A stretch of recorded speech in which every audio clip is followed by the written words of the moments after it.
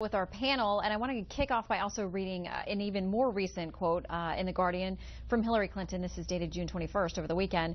Quote, "They don't see me as part of the problem because we pay ordinary income tax, unlike a lot of people who are truly well off, not to name names. We've done it through dint of hard work." First of all, I did have to look up dint, Charles, I'm not going to lie. Not very familiar with that word, but I now know it means hard work, that kind of thing. The Clintons say that they have worked hard, but again saying others who are truly well off, suggesting they aren't. It's the envy of the 1% for the 0.1%. You know, she goes by private airplane, but she doesn't own one.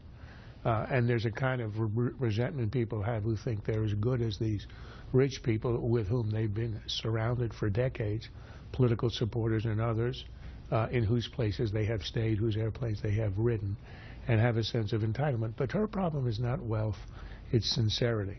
We have a long history of wealthy Americans whom people felt cared about the poor. FDR, perhaps because of his struggles, his health struggles, polio, etc., although it was not well known in the 30s. John Kennedy, he had a sense of noblesse oblige. The best example is Bobby Kennedy, who when he campaigned in Appalachia was seized with a true and sincere concern for the poor. Nobody doubts that he burned for that issue. Does anybody imagine that Hillary burns for anything, for the middle class, for gay rights, or anything of that sort?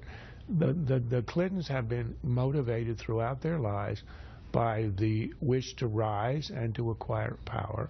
That's who they are, and that's why she's stumbling over herself on the wealth issue.